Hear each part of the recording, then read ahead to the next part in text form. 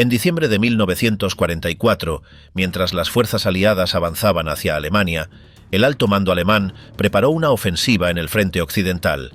La operación, denominada Wacht am Rhein, tenía como objetivo dividir a los ejércitos aliados, capturar el puerto de Amberes y alterar el equilibrio estratégico en Europa occidental.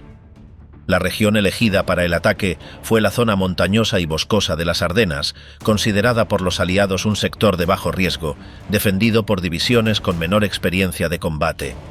Más de 200.000 tropas y alrededor de 1.000 tanques alemanes fueron concentrados en secreto, aprovechando las condiciones meteorológicas para evitar la detección aérea.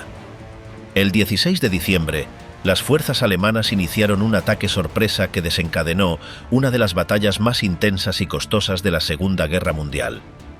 Durante semanas, el enfrentamiento alteró el curso del frente occidental y puso a prueba la capacidad de respuesta aliada. ¿Qué ocurrió en la batalla de las Ardenas y qué determinó su resultado?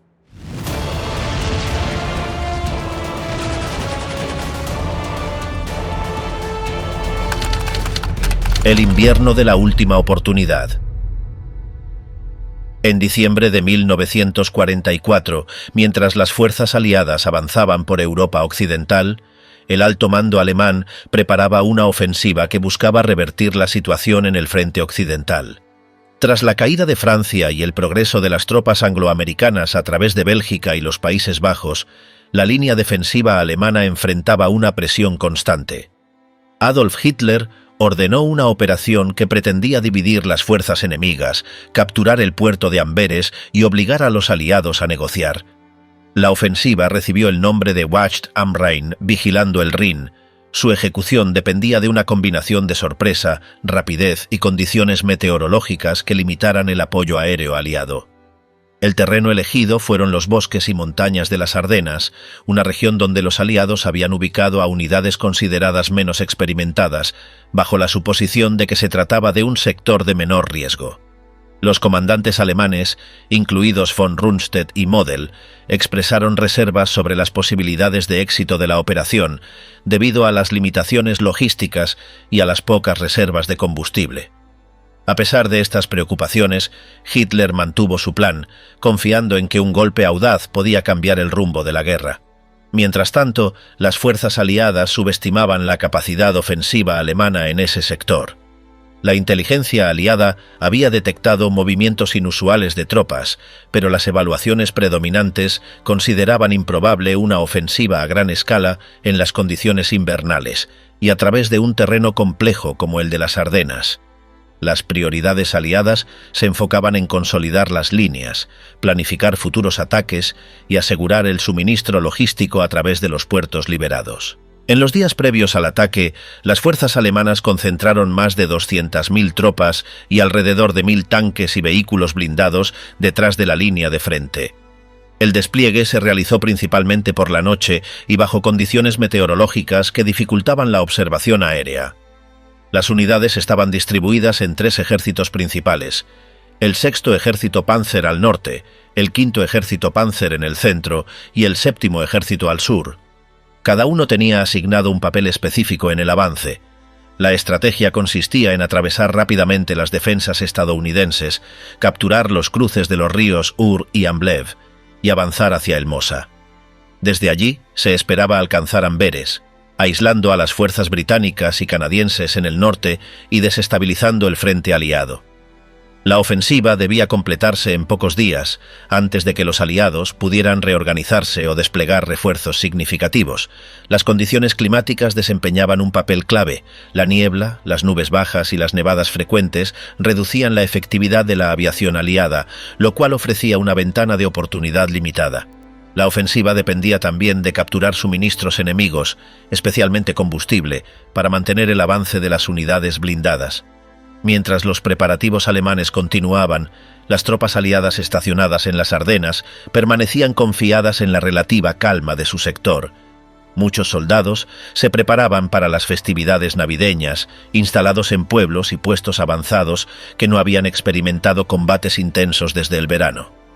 La rotación de tropas permitió ubicar en esa zona a divisiones menos curtidas, que recuperaban fuerzas tras las campañas recientes. La noche previa al ataque transcurrió sin indicios visibles para la mayoría de las unidades aliadas en la región. Los movimientos y concentraciones alemanas, ocultos por las sombras del terreno y las limitaciones de vigilancia, se mantuvieron fuera del alcance de la observación directa. Las órdenes finales fueron transmitidas a los comandantes alemanes, preparando el inicio de una ofensiva que pondría a prueba la capacidad de resistencia de las fuerzas aliadas y alteraría el curso del frente occidental en las semanas siguientes. El inicio del ataque.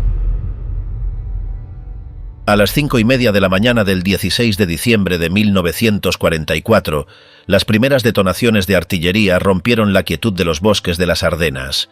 Durante más de una hora, las posiciones estadounidenses a lo largo de 80 kilómetros de frente recibieron fuego concentrado de más de 1.600 piezas de artillería alemana. Los disparos golpearon carreteras, nudos de comunicaciones, puestos de mando y zonas logísticas, interrumpiendo las líneas telefónicas y causando daños significativos en las infraestructuras básicas. El bombardeo formaba parte de una estrategia para desorganizar las defensas antes de la ofensiva terrestre. Mientras las explosiones se sucedían, las patrullas de vanguardia alemanas se aproximaban a las líneas estadounidenses, listas para avanzar una vez cesara el fuego de artillería. La niebla densa y las nubes bajas cubrían el campo de batalla, impidiendo la observación aérea y favoreciendo el movimiento inicial de las tropas alemanas. Minutos después de concluir el bombardeo, las divisiones alemanas iniciaron su avance. A lo largo de la línea, las unidades de infantería, apoyadas por blindados, cruzaron las posiciones destruidas y atacaron puestos avanzados. En sectores como los Heimergraben, la resistencia estadounidense fue rápidamente superada, permitiendo que las tropas alemanas abrieran corredores hacia el interior. Más al sur, en el bosque de Schnee-Eifel, las compañías de la 106ª División de Infantería estadounidense intentaron resistir, pero fueron rodeadas tras intensos combates. La sorpresa fue casi total. La mayoría de las unidades estadounidenses destacadas en las Ardenas eran nuevas o estaban recuperándose de campañas previas. Su despliegue en ese sector respondía a la percepción aliada de que las Ardenas no representaban una amenaza inmediata. Este error de cálculo dejó expuestas a divisiones con menor experiencia de combate frente al peso total de la ofensiva alemana. La presión alemana fue especialmente intensa en los accesos clave hacia el oeste. El plan preveía que las columnas blindadas atravesaran las primeras líneas de resistencia con rapidez, aseguraran los puentes sobre el río Ower y avanzaran hacia los cruces principales en dirección al Mosa. El 6º Ejército Panzer, al mando de Sepp Dietrich, tenía la misión de liderar el ataque al norte, mientras el 5º Ejército Panzer y el 7º Ejército apoyaban el avance en el centro y sur, respectivamente. En las primeras horas del ataque, las comunicaciones entre las unidades estadounidenses quedaron fragmentadas. Los bombardeos destruyeron cables subterráneos y postes de enlace, dificultando el envío de mensajes entre las líneas avanzadas y los cuarteles generales. Muchos comandantes locales se vieron obligados a depender de mensajeros a pie o en vehículos para transmitir información, lo que provocó retrasos críticos en las respuestas. A medida que la infantería alemana aseguraba las primeras posiciones, las columnas blindadas comenzaron su movimiento. Entre ellas, la Kampfgruppe Peiper, una fuerza de élite seleccionada para penetrar profundamente en las líneas enemigas, avanzaba con rapidez. Su progreso inicial dependía de carreteras estrechas y caminos forestales, lo que ralentizó la velocidad prevista. La congestión de vehículos, el terreno fangoso y la necesidad de capturar combustible durante el avance añadieron obstáculos logísticos desde el comienzo. En algunos puntos, la resistencia estadounidense retrasó el cronograma alemán. En Clairvaux, una pequeña guarnición de tanques y soldados estadounidenses mantuvo la defensa durante más de un día, bloqueando la carretera clave hacia Bastogne. Este retraso forzó a las unidades alemanas a buscar rutas alternativas, desviando recursos y tiempo. La misma situación ocurrió en Wiltz, donde defensores aislados lograron sostener la posición durante horas pese a la superioridad enemiga. Mientras tanto, detrás de las líneas aliadas, comandos alemanes disfrazados con uniformes y vehículos capturados realizaban operaciones de sabotaje. Estas unidades, dirigidas por Otto Skorzeny, actuaban bajo la Operación Grave. Su misión incluía alterar señales de tráfico, diseminar información falsa y sembrar confusión entre las tropas aliadas. Aunque su impacto material fue limitado, generaron una desconfianza generalizada, obligando a las autoridades aliadas a interrogar y verificar la identidad de oficiales y soldados en retaguardia. Al anochecer del primer día, las fuerzas alemanas habían logrado avanzar más de 30 kilómetros en algunos sectores, capturar miles de prisioneros y sembrar el caos en la cadena de mando aliada. Sin embargo, no habían alcanzado sus objetivos operativos principales. Los cruces claves sobre el río Mosa seguían bajo control aliado, y la resistencia en puntos como Saint-Vith y Clairvaux complicaba la apertura de rutas directas para las divisiones blindadas. El terreno accidentado, las estrechas carreteras y las condiciones meteorológicas adversas comenzaron a afectar el avance previsto. La congestión de vehículos provocó embotellamientos en las rutas principales, dejando a las columnas vulnerables a ataques aislados y dificultando el suministro continuo de combustible y municiones. La expectativa de un avance rápido y decisivo encontró sus primeras limitaciones logísticas en el mismo escenario elegido para garantizar la sorpresa. En las horas siguientes, las fuerzas aliadas empezaron a reorganizarse. Refuerzos fueron movilizados desde áreas cercanas, mientras los mandos superiores intentaban evaluar el alcance real de la ofensiva. Las primeras órdenes de contención priorizaron la defensa de Bastogne y Saint-Vith, reconociendo su valor estratégico como nudos de carreteras. La falta de claridad sobre la magnitud total del ataque complicó la toma de decisiones, pero los primeros focos de resistencia comenzaron a consolidarse. Mientras los combates continuaban, la artillería alemana reanudó bombardeos intermitentes durante la noche, atacando concentraciones de tropas, depósitos de suministros y líneas de comunicación. La presión psicológica sobre las fuerzas aliadas aumentó, sumada a la confusión y la fragmentación de las órdenes iniciales. Al finalizar el primer día de la ofensiva, las fuerzas alemanas mantenían la iniciativa táctica, pero enfrentaban ya los primeros indicios de resistencia organizada y retrasos operacionales. Los mandos alemanes debían decidir cómo redistribuir sus recursos para sostener el impulso del ataque, mientras las fuerzas aliadas buscaban frenar el avance y reorganizar una defensa coherente. El avance de Peiper. La Kampfgruppe Peiper, una fuerza de élite seleccionada para liderar la penetración del 6º Ejército Panzer, inició su avance la mañana del 17 de diciembre de 1944. Bajo el mando de Joachim Peiper, la unidad debía abrirse paso rápidamente a través de las líneas aliadas, capturar puentes sobre el Amblève y el Mosa, y asegurar las rutas logísticas para permitir el movimiento del grueso de las divisiones blindadas alemanas hacia el oeste. En las primeras horas, la columna avanzó desde Lanzerat hacia Bullingen, enfrentando resistencia dispersa de unidades estadounidenses, sorprendidas por la velocidad del ataque.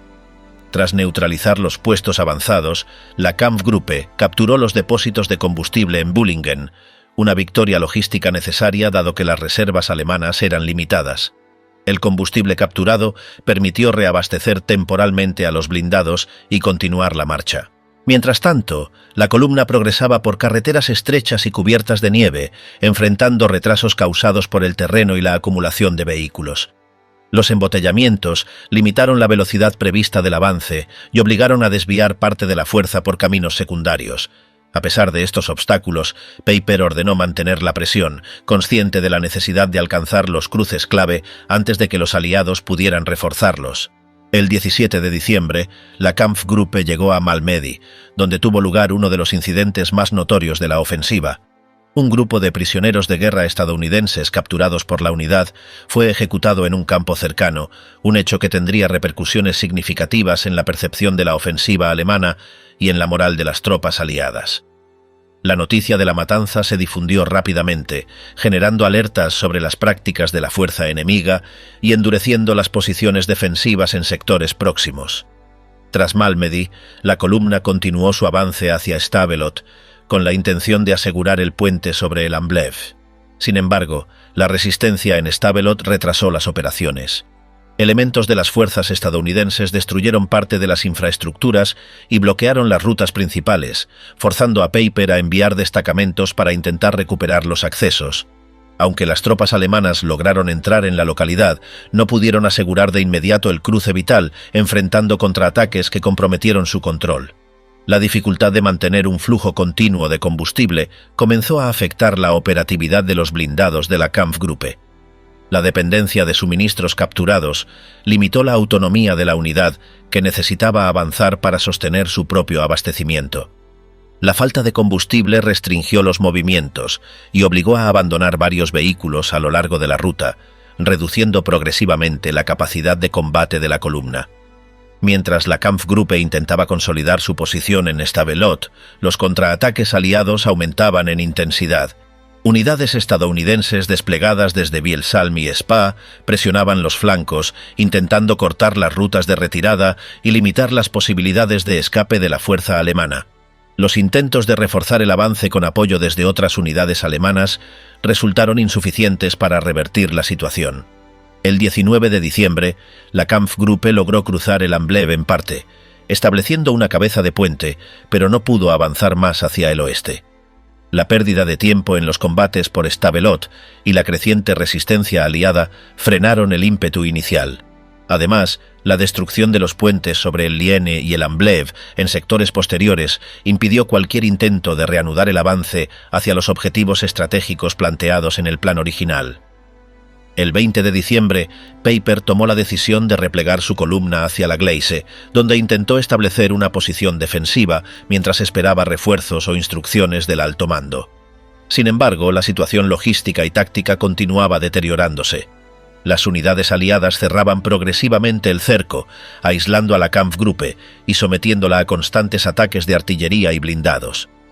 El 23 de diciembre, tras evaluar las opciones disponibles, Peiper ordenó abandonar la Gleise. La retirada se realizó a pie, dejando atrás la mayor parte de los vehículos, armas pesadas y equipamiento.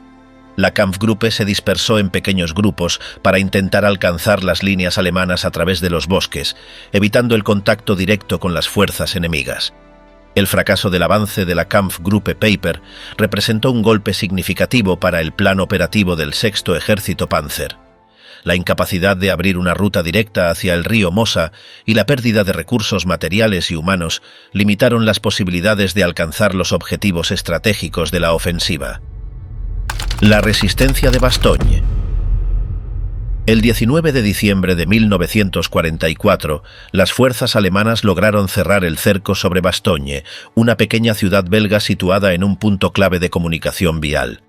Su control resultaba esencial para el avance alemán, ya que en la localidad convergían 7 carreteras principales. La captura de Bastogne permitiría asegurar las rutas de suministro y facilitar el movimiento de las divisiones blindadas hacia el oeste. Por esa razón, el mando alemán asignó múltiples unidades para rodear y tomar la ciudad rápidamente. En el interior de Bastogne, la 101ª División Aerotransportada estadounidense, apoyada por elementos de artillería, ingenieros y otras unidades, estableció una defensa improvisada. La división, al mando del general Anthony McAuliffe, había sido enviada inicialmente como refuerzo al sector sur de la ofensiva, pero fue redirigida a Bastogne ante la magnitud del ataque alemán. A su llegada, las tropas se desplegaron en un perímetro defensivo que incluía bosques, colinas y aldeas cercanas. Desde el primer momento, la ciudad quedó sometida a ataques de artillería y escaramuzas continuas. Las fuerzas alemanas intentaron abrir brechas en la línea defensiva, enfocándose en puntos como Noville y Wardin, donde las carreteras facilitaban el acceso directo. Sin embargo, las unidades defensoras lograron contener los primeros asaltos, utilizando posiciones fortificadas y apoyo de fuego indirecto. Las condiciones meteorológicas, con intensas nevadas y bajas temperaturas, dificultaban tanto las operaciones ofensivas como la logística defensiva. Los intentos de capturar Bastogne mediante asaltos frontales no lograron el éxito esperado en los primeros días. La resistencia de las tropas estadounidenses, sumada a la topografía del terreno, obligó a las fuerzas alemanas a intentar un bloqueo prolongado. La artillería alemana incrementó los bombardeos sobre la ciudad, destruyendo infraestructuras, almacenes y edificios utilizados como puestos de mando y hospitales de campaña. A medida que avanzaban los días, las condiciones dentro de Bastogne se deterioraban. La falta de suministros médicos, alimentos y munición se convirtió en una preocupación crítica. Los heridos se acumulaban en improvisadas salas de atención, muchas veces sin calefacción ni medicamentos suficientes. La población civil, refugiada en sótanos y sótanos de edificios dañados, compartía las penurias del cerco junto a las tropas defensoras. El 22 de diciembre, un oficial alemán se presentó en las líneas estadounidenses bajo bandera blanca, entregando una solicitud formal de rendición. El mensaje advertía sobre la destrucción inminente de la guarnición si no aceptaban entregarse. La respuesta del general McAuliffe fue breve. Notch, traducida por sus oficiales como una negativa tajante. La respuesta fue comunicada al oficial alemán, quien regresó sin obtener concesión alguna. Este episodio reforzó la moral de las tropas dentro de Bastogne, aunque la situación material continuaba crítica. Los intentos alemanes de capturar Bastogne prosiguieron mediante ataques coordinados en sectores específicos del perímetro. Las fuerzas atacantes emplearon artillería pesada, blindados y asaltos de infantería para tratar de romper las defensas, concentrando esfuerzos en las carreteras al norte y noreste de la ciudad. Sin embargo, las posiciones clave fueron mantenidas gracias al uso de artillería defensiva y contraataques limitados que recuperaban puntos estratégicos perdidos temporalmente. La falta de apoyo aéreo, tanto para las fuerzas alemanas como para las aliadas, mantuvo la situación en un punto muerto durante varios días. La aviación aliada no pudo realizar entregas de suministros ni ataques aéreos efectivos debido a la niebla y las nubes bajas. Solo el 23 de diciembre, con la mejora de las condiciones climáticas, comenzaron los primeros lanzamientos aéreos de provisiones. Los aviones de transporte lanzaron cajas de munición, comida y suministros médicos mediante paracaídas en zonas designadas dentro del perímetro defensivo. La llegada de estos suministros alivió parcialmente las necesidades más urgentes de la guarnición. Aún así, las bajas acumuladas y la presión constante de los ataques alemanes continuaban desgastando las capacidades defensivas. Las tropas alemanas reforzaban sus posiciones alrededor de Bastogne, tratando de aislar completamente la ciudad y dificultar cualquier intento de relevo por parte de las fuerzas aliadas. Mientras tanto, en los cuarteles generales aliados, la situación de Bastogne era monitoreada con atención. El general Patton, comandante del Tercer Ejército estadounidense, planeaba una maniobra para acudir en ayuda de la ciudad cercada. Su objetivo consistía en redirigir su eje de avance hacia el norte y abrir un corredor que permitiera reabastecer y reforzar la guarnición. La presión para liberar Bastogne aumentaba con cada día de cerco, dado el riesgo estratégico de perder un punto clave en la red de comunicaciones del frente. A pesar de los bombardeos continuos, las bajas crecientes y las dificultades logísticas, la 101ª División Aerotransportada y las unidades adjuntas mantuvieron el control de Bastogne durante el cerco.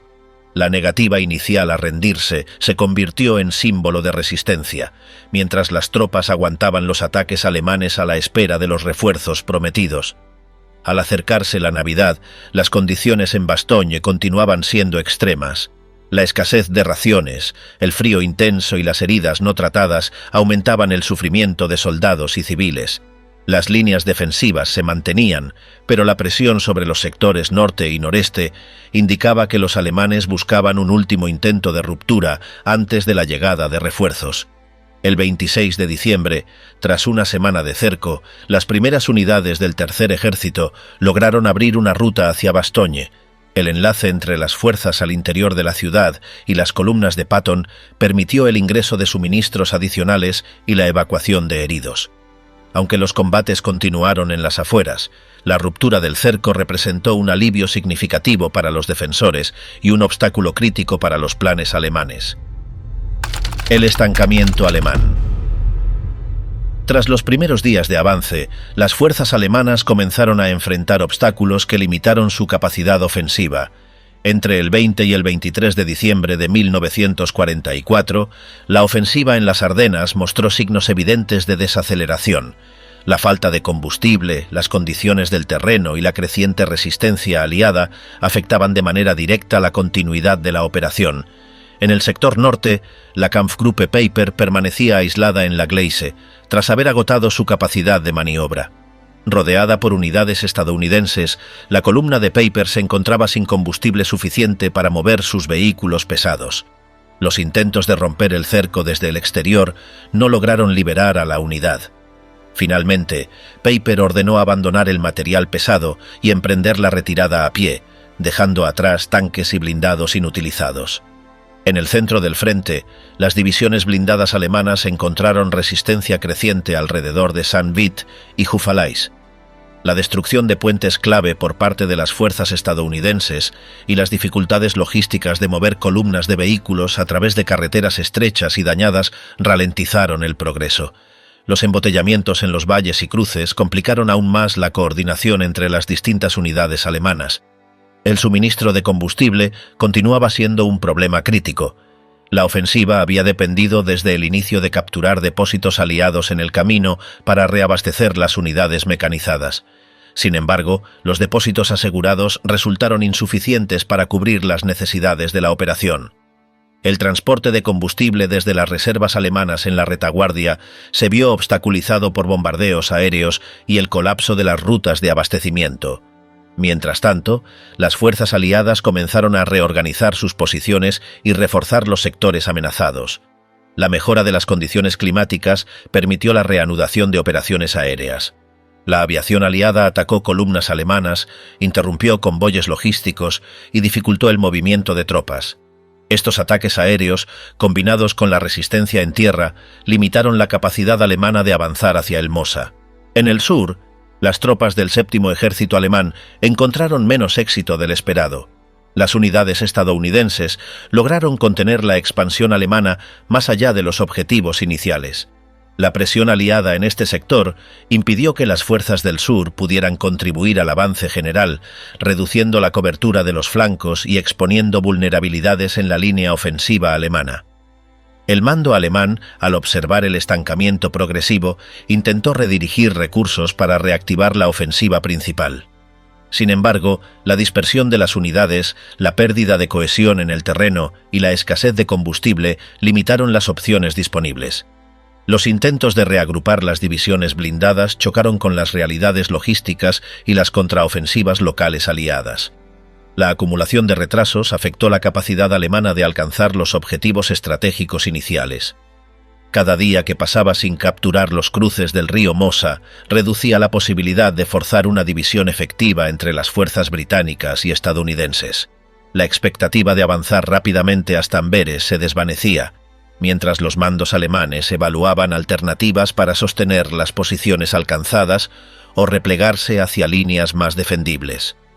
Las condiciones meteorológicas, inicialmente favorables a la ofensiva por limitar la intervención aérea aliada, comenzaron a mejorar, beneficiando a las operaciones de reconocimiento y ataque desde el aire. La aparición de cazas, bombarderos y aviones de apoyo táctico incrementó las pérdidas alemanas en las rutas de avance y complicó aún más el transporte de suministros. Los embotellamientos en las carreteras principales dejaron vehículos inmovilizados y expuestos a la destrucción.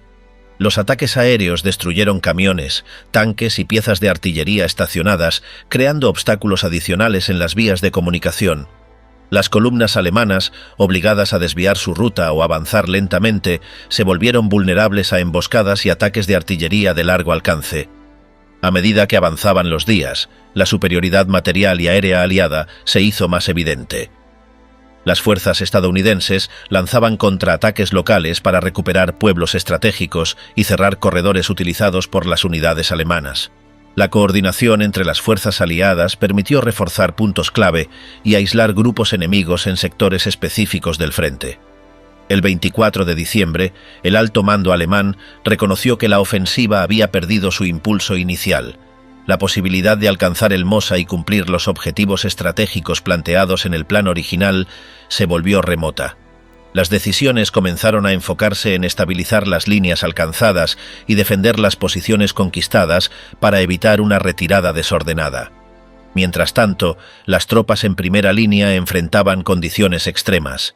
La escasez de alimentos, la falta de combustible y el desgaste continuo reducían la capacidad combativa. Las unidades mecanizadas operaban con un número creciente de vehículos inmovilizados, obligando a la infantería a cubrir distancias a pie y reducir su movilidad operativa. La moral comenzó a deteriorarse entre las filas alemanas, conscientes de las crecientes dificultades y la ausencia de avances significativos. La respuesta de Patton. El general George S. Patton, comandante del Tercer Ejército estadounidense, comenzó a planificar una maniobra de auxilio hacia Bastogne en cuanto recibió los primeros informes sobre la situación de la ciudad cercada. Desde su cuartel general en Luxemburgo, Patton comprendió que mantener Bastogne bajo control aliado era esencial para impedir que las fuerzas alemanas consolidaran su avance en el centro de las Ardenas. El 22 de diciembre de 1944, mientras Bastogne seguía rodeada, Patton presentó al comandante supremo aliado, Dwight D. Eisenhower, un plan para redirigir el eje de avance de su ejército hacia el norte. Su propuesta implicaba detener las operaciones ofensivas en otros sectores y girar 3 divisiones blindadas hacia Bastogne. La maniobra requería reorganizar líneas de suministro, establecer nuevas rutas logísticas y coordinar movimientos en plazos muy ajustados. La orden de avanzar hacia Bastogne fue emitida formalmente el 23 de diciembre. Las divisiones seleccionadas, incluyendo la 4ª División Blindada, comenzaron su desplazamiento en condiciones climáticas adversas. Las columnas de vehículos atravesaron carreteras heladas, caminos secundarios y rutas dañadas por bombardeos previos. La congestión de las vías y la necesidad de movilizar infantería, artillería y suministros al mismo tiempo complicaron la marcha. Durante los días siguientes, las tropas del Tercer Ejército enfrentaron resistencia alemana en varias localidades intermedias. En áreas como Martelange y Chaumont, unidades alemanas intentaron bloquear las rutas hacia Bastogne mediante emboscadas y posiciones defensivas. Sin embargo, los blindados estadounidenses lograron superar los obstáculos tras combates intensos, permitiendo que la columna principal mantuviera su avance. El 24 de diciembre, los primeros elementos de la 4ª División Blindada se aproximaron a las afueras de Bastogne. Las líneas defensivas alemanas alrededor de la ciudad habían sido reforzadas para impedir cualquier intento de ruptura del cerco. La presión aliada se concentró en la carretera de Neufchâteau, identificada como el acceso más viable para enlazar con las fuerzas dentro de la ciudad. Los combates en las inmediaciones de Bastogne alcanzaron su punto más crítico el 25 de diciembre. Las fuerzas estadounidenses lanzaron ataques coordinados contra las posiciones alemanas al sur de la ciudad, buscando abrir una vía de entrada para las columnas de suministro y refuerzo. La artillería aliada apoyó el avance, neutralizando baterías enemigas y puntos de resistencia en las alturas circundantes.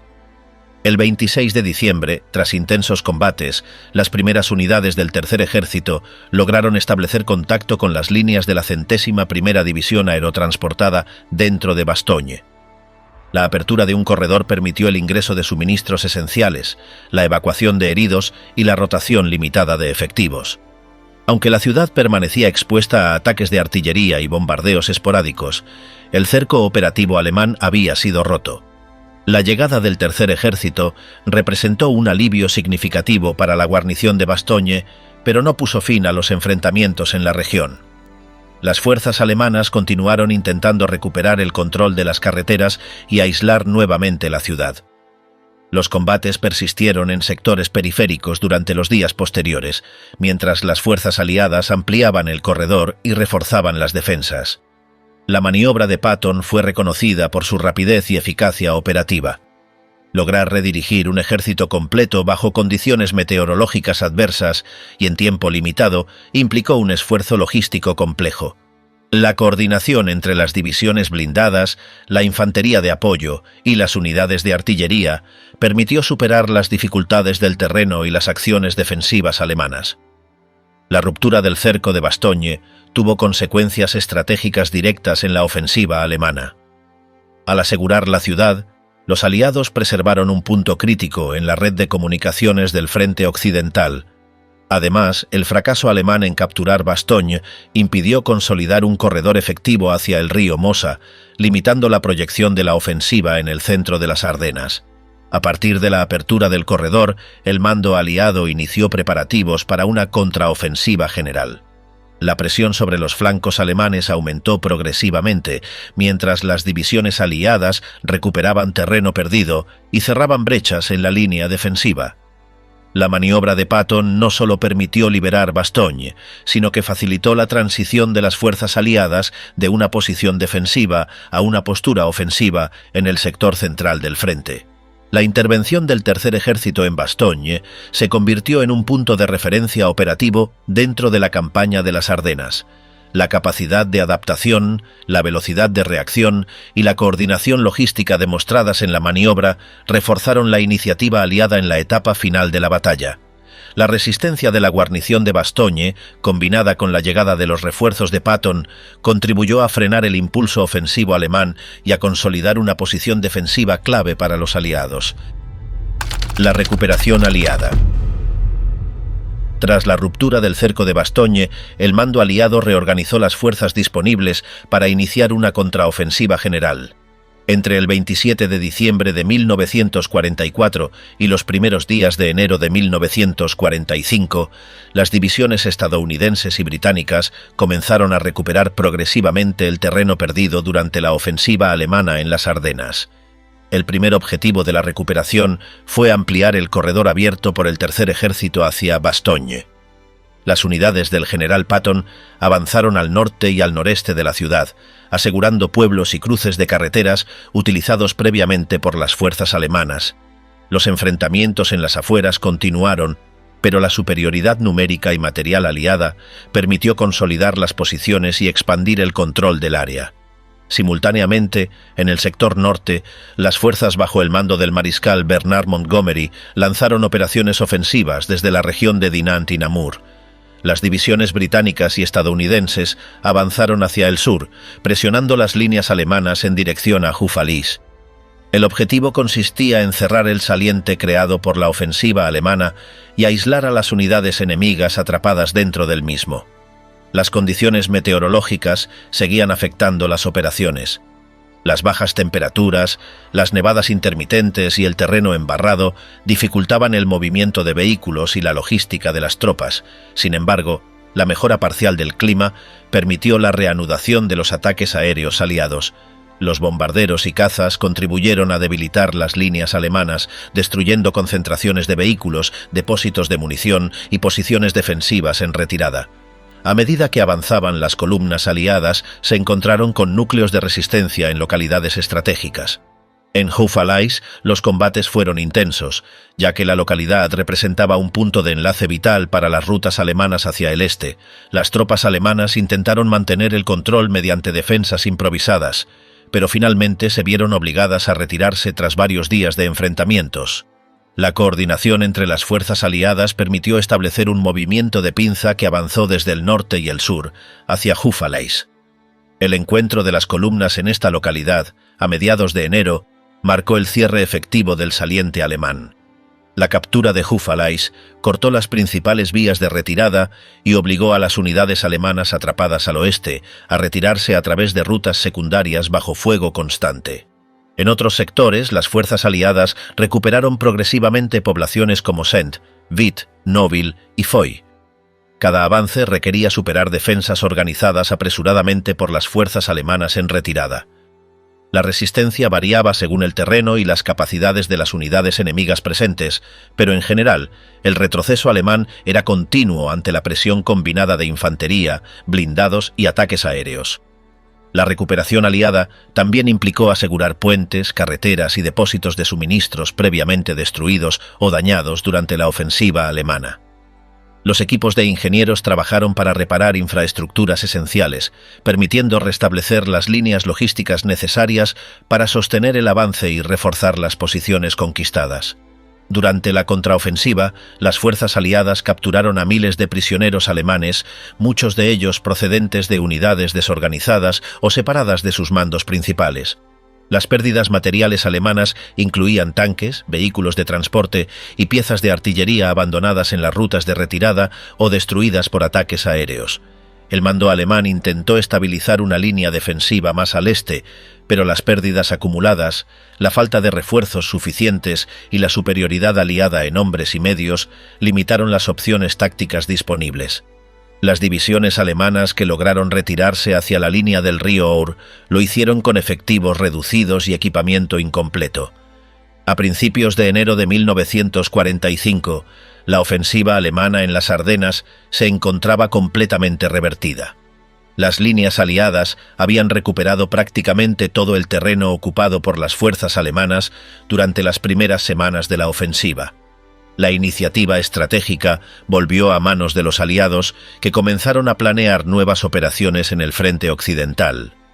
La recuperación aliada en las Ardenas reforzó la moral de las tropas y consolidó la coordinación entre los ejércitos británicos y estadounidenses. La resistencia inicial en Bastogne, la maniobra de auxilio del Tercer Ejército y la contraofensiva coordinada demostraron la capacidad de respuesta aliada ante un ataque sorpresa de gran escala.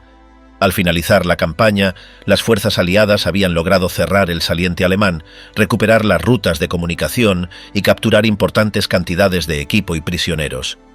La ofensiva alemana, concebida como un golpe decisivo, no solo había fracasado en su objetivo estratégico, sino que dejó al ejército alemán debilitado y con recursos menguantes para futuras operaciones defensivas en el frente occidental. El final de la ofensiva. A mediados de enero de 1945, la ofensiva alemana en las Ardenas se encontraba agotada. Tras semanas de combates, las fuerzas alemanas no habían logrado alcanzar sus objetivos estratégicos iniciales. La operación, planeada para dividir las fuerzas aliadas, capturar Amberes y alterar el equilibrio del frente occidental, terminó limitada a una pérdida progresiva de terreno frente a la superioridad aliada en hombres y medios. Las unidades alemanas comenzaron su retirada hacia el este, replegándose hacia posiciones defensivas más allá del río Our y la frontera con Alemania. La retirada se llevó a cabo bajo la presión constante de las fuerzas aliadas, que lanzaban ataques coordinados desde múltiples direcciones. La superioridad aérea aliada permitió identificar y hostigar las columnas en retirada, destruyendo vehículos, depósitos y concentraciones de tropas a lo largo de las rutas. En sectores como Saint, Witt y Clairvaux, las fuerzas alemanas intentaron establecer posiciones defensivas temporales para cubrir la retirada de las unidades principales. Sin embargo, la falta de recursos, las bajas acumuladas y el colapso logístico limitaron la efectividad de estas líneas. La mayoría de los puntos defensivos improvisados fueron superados por las ofensivas aliadas tras enfrentamientos breves. El terreno accidentado y las carreteras estrechas complicaron la retirada alemana. Los embotellamientos en las vías principales dejaron vehículos abandonados o destruidos por ataques aéreos. La falta de combustible obligó a abandonar parte del material pesado, incluyendo tanques y piezas de artillería, que fueron posteriormente recuperados o destruidos por las fuerzas aliadas. La recuperación aliada incluyó la limpieza de campos minados, la reparación de infraestructuras dañadas y la reactivación de las rutas logísticas a medida que las fuerzas avanzaban. Las poblaciones liberadas mostraban huellas visibles de los combates, con edificios destruidos, carreteras intransitables y comunidades desplazadas por el conflicto. Las bajas acumuladas durante la ofensiva fueron significativas para ambos bandos. Se estimaron más de 80.000 bajas alemanas entre muertos, heridos y desaparecidos, mientras que las fuerzas aliadas registraron alrededor de 75.000 bajas. La magnitud de las pérdidas reflejaba la intensidad de la batalla y el alto costo de los combates en condiciones invernales extremas. El fracaso de la ofensiva dejó al ejército alemán debilitado en recursos materiales y humanos. La pérdida de tanques, vehículos y munición afectó la capacidad de resistencia en los meses siguientes. Las divisiones replegadas hacia Alemania necesitaban reorganización y refuerzos que el alto mando no podía proporcionar con rapidez debido a las limitaciones industriales y la presión en otros frentes. Para las fuerzas aliadas, la victoria en las Ardenas representó la recuperación de la iniciativa estratégica en el frente occidental. La capacidad de resistir el ataque inicial, reorganizar la defensa y lanzar una contraofensiva exitosa reforzó la moral de las tropas y la confianza en la coordinación entre los mandos aliados. La derrota alemana cerró la última gran ofensiva alemana en el oeste y permitió reanudar los preparativos para cruzar el Rin y penetrar en territorio alemán. La ofensiva de las Ardenas también tuvo consecuencias en la estructura de mando alemana. Las diferencias entre Hitler y sus generales aumentaron tras la operación, al cuestionarse las decisiones estratégicas adoptadas. El liderazgo alemán enfrentó críticas internas sobre la viabilidad del plan y la asignación de recursos a una ofensiva que dejó al ejército aún más expuesto a las ofensivas aliadas posteriores. A finales de enero de 1945, las líneas del frente volvieron aproximadamente a las posiciones previas al 16 de diciembre. La ofensiva había fracasado en sus objetivos militares y políticos, dejando a las fuerzas alemanas en una situación defensiva sin posibilidad de recuperar la iniciativa en el frente occidental. El final de la ofensiva en las Ardenas marcó el inicio de la fase final de la guerra en Europa occidental. Las fuerzas aliadas, tras asegurar la región, planificaron nuevas ofensivas para cruzar el Rin y avanzar hacia el corazón del Tercer Reich. La derrota alemana en las Ardenas eliminó la última posibilidad de alterar el curso de la guerra mediante una ofensiva terrestre en el oeste. La batalla. Balance final. La ofensiva de las Ardenas no logró los objetivos estratégicos planteados por el mando alemán. La operación no alcanzó Amberes, no dividió las fuerzas aliadas y no alteró el equilibrio del frente occidental. La batalla fue la última ofensiva alemana de gran escala en el frente occidental y puso en evidencia las limitaciones logísticas y de recursos del ejército alemán en la fase final de la guerra. En el ámbito militar, la batalla demostró la capacidad de las fuerzas aliadas para reorganizarse tras un ataque sorpresa y coordinar una respuesta efectiva. La defensa de Bastogne, la intervención del Tercer Ejército y las ofensivas posteriores permitieron recuperar el terreno perdido y restablecer las líneas aliadas.